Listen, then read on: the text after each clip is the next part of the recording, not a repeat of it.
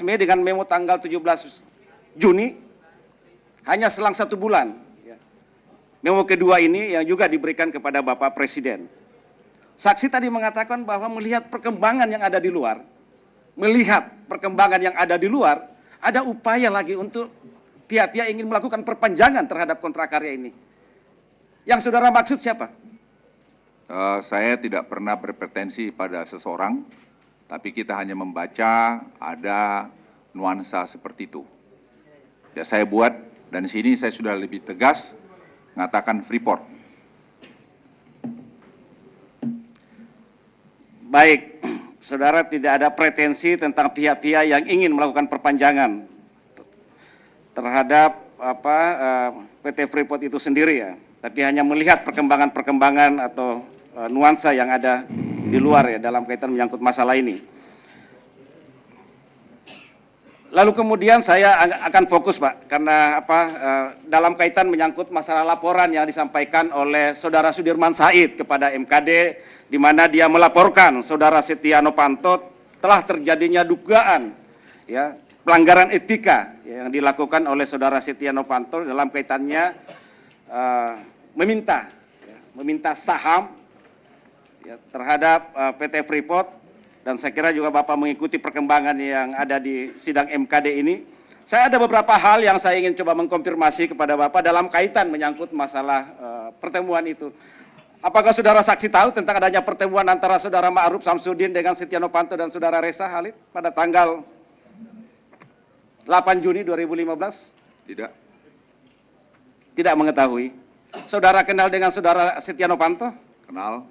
Kenal, dalam kaitan apa saudara mengenal dengan Saudara Setia Novanto? Ya kan dia ketua DPR RI, masa enggak kenal? Saya kira ya kenal lah Pak. Kenal dengan Saudara Setia Novanto, ada hubungan bisnis? Tidak ada. Tidak ada hubungan bisnis Pak. Dengan Saudara Reza Khalid? Kenal. Ada hubungan bisnis? Tidak ada.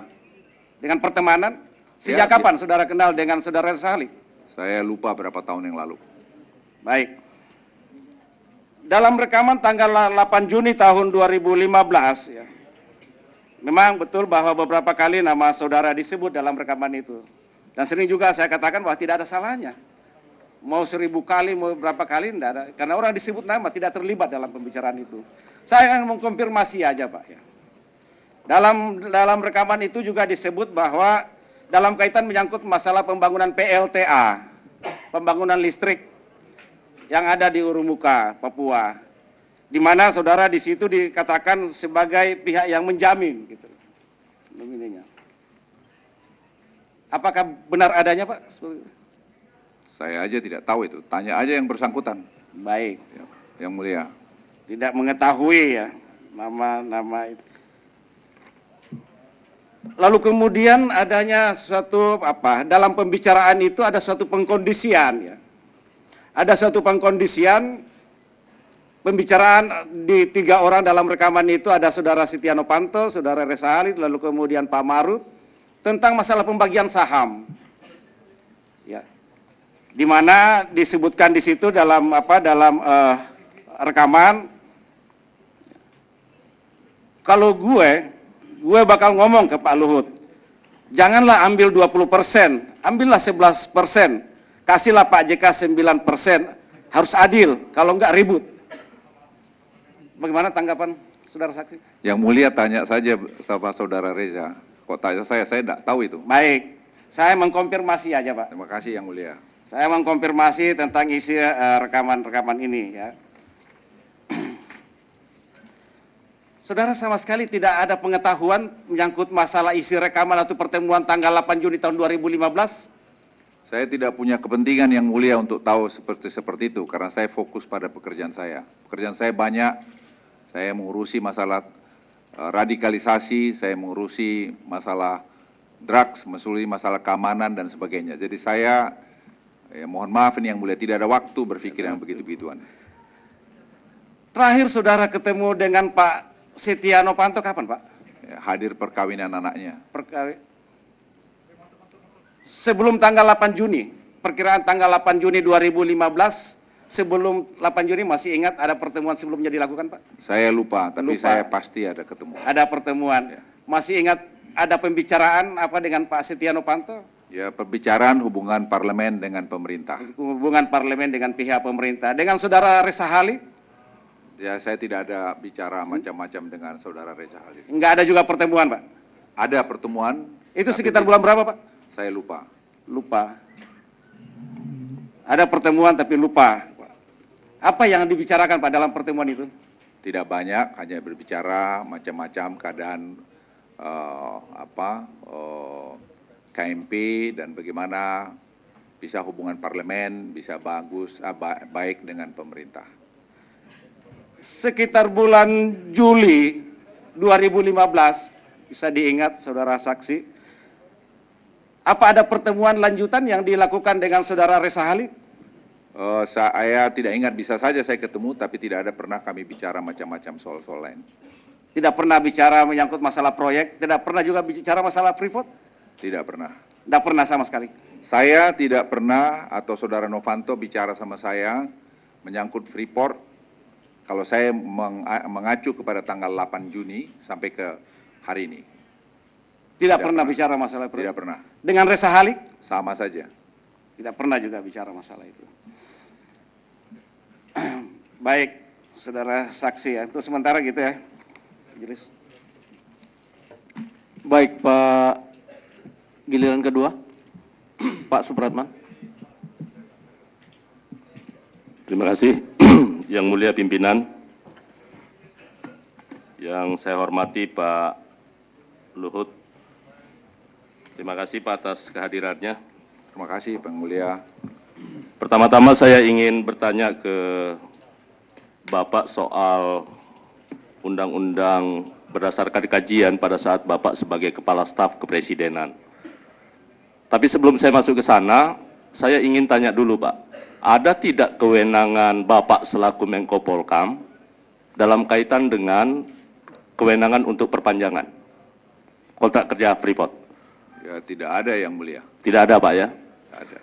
Berdasarkan Undang-Undang Nomor 4 Tahun 2009, dalam rangka perpanjangan kerja kontrak karya Freeport, apakah ada kewenangan Ketua DPR yang saudara tahu dalam kerangka perpanjangan itu, atau murni kewenangan pemerintah semata?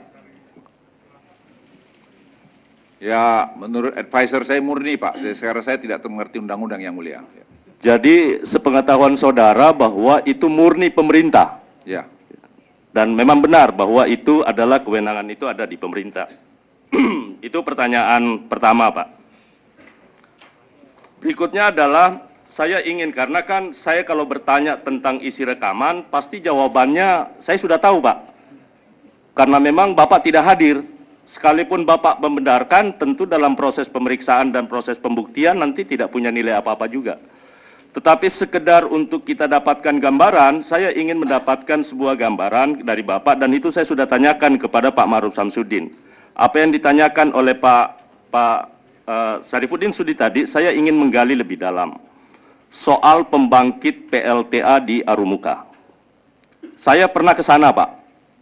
Berkunjung, dan setahu saya sebelum Pak Ma'ruf Samsudin jadi Direktur Utama Freeport, antara PT Freeport Indonesia dengan pemerintah Papua itu sudah melakukan hubungan kerjasama dalam rangka pembangunan PLTA Arumuka sebesar 1000 megawatt. Itu dilakukan oleh Presiden Direkturnya kalau tidak salah Pak Rozik yang lalu. Itu sudah dilakukan, dan oleh pemerintah Papua juga itu sudah melakukan kerjasama dengan salah satu swasta nasional kita untuk membangun. Kebetulan di dalam isi rekaman itu ini juga disinggung, makanya menjadi heran kalau kemudian antara Freeport dengan pemerintah Papua itu sudah menjalin kerjasama untuk pembangunan pembangkit. Sepengetahuan Bapak, apa Bapak tahu tentang pembangkit ini? Saya tidak tahu. Tidak tahu, Pak ya. Yang terakhir, ini menyangkut soal ribut perpanjangan kontrak karya adalah menyangkut kewajiban divestasi. Kalau kewajiban divestasi, saya rasa saudara saksi pasti sangat tahu soal, karena ini menyangkut di dalam kontrak karya maupun berdasarkan PP 77 yang terakhir tahun 2014 itu, di situ dinyatakan adalah bahwa Freeport punya kewajiban untuk melakukan divestasi sebesar 30%. 10% sudah dilakukan, kemudian 20% terakhir.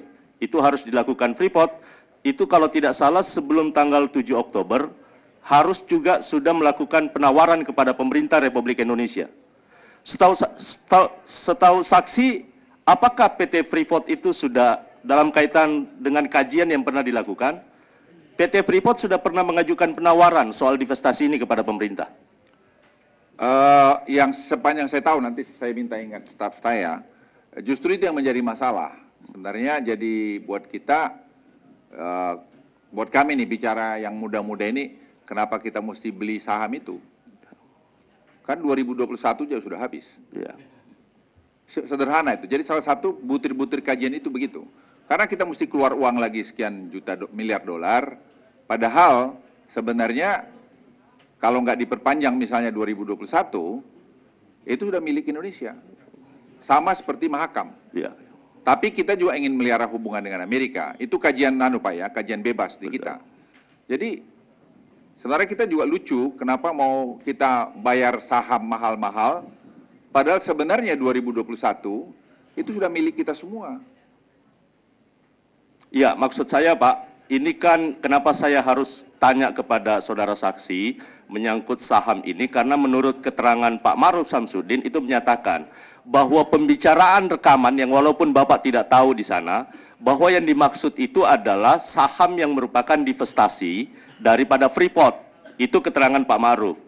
Nah, karena di dalam rekaman itu dinyatakan bahwa percakapan itu adalah meminta saham kepada Freeport, yang di dalamnya dinyatakan bahwa itu Pak Luhut 11%, kemudian Pak JK 9%, padahal sesungguhnya sepengetahuan saudara, kalau namanya kewajiban divestasi, apakah seharusnya yang berkewajiban untuk menawarkan saham itu, apakah PT Freeport atau orang lain Pak?